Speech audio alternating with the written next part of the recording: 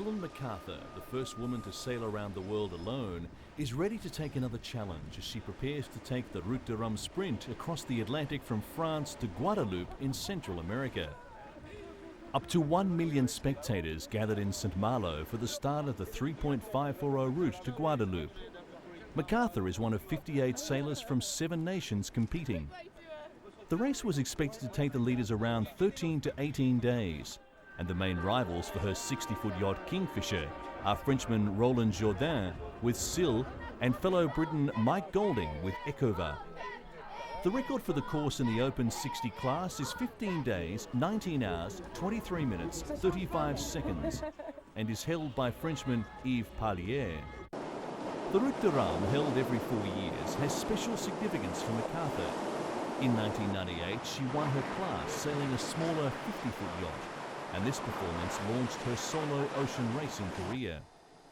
In 2001, she shot to fame after finishing second in the Vendée Globe to become the first woman to sail solo around the world.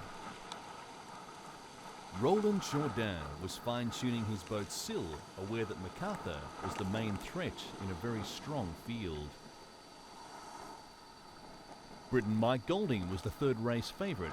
A former firefighter, he competed in the Vendée Globe but broke his mast and struggled throughout the race, finishing 7th overall.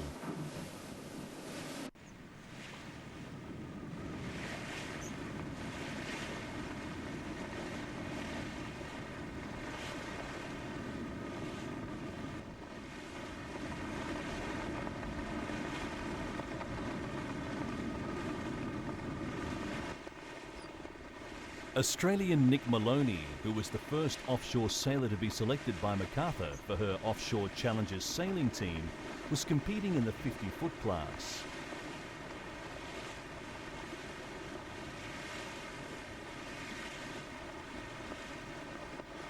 Maloney was part of the crew headed by Frenchman Bruno Perron to take the Jules Verne Trophy, and like MacArthur in 1998, he is using this race as part of his build-up to the Vendée Globe.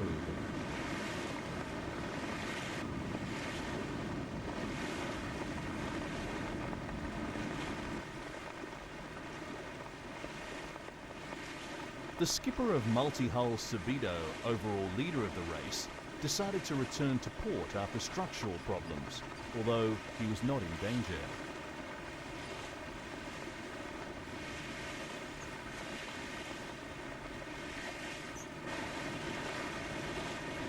Mid-race, and already 2 boats have capsized and needed to be towed back into port, and among the worst casualty was the trimaran Fujifilm, on which French skipper Loic Perron set off the distress beacon after his yacht was dismasted and suffered damage to its hulls.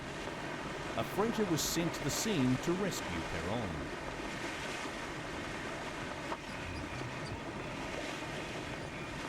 The pre-race monohull favourite Syl was another casualty of the conditions.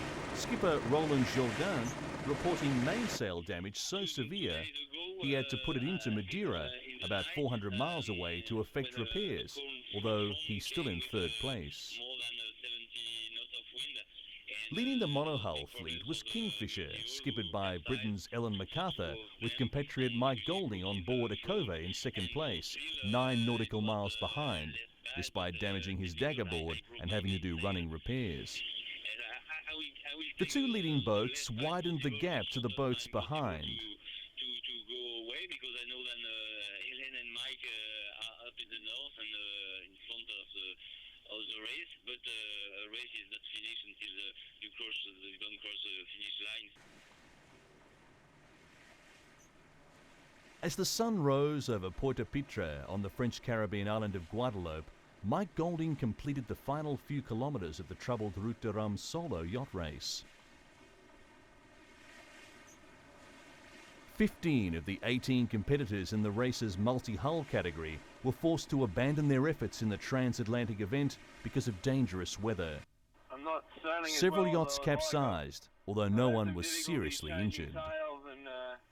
This wind has been quite painful, up and down, 30 knots, 19 knots, 30 knots, 40 knots. Golding's 18-metre Ecova completed the 6,000-plus kilometre slog from Saint Malo in France to Guadeloupe, just 9 hours and 17 minutes behind compatriot Ellen MacArthur. MacArthur set a new record for the monohull category in her Kingfisher yacht: 13 days, 13 hours and 31 minutes. However, she admitted she had been pushed hard by Golding. The 26-year-old became the first woman and first Briton to win the race's monohull category.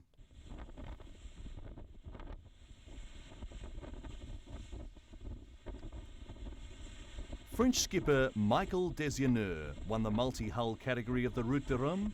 He was one of only 3 multi-hull competitors left in the race.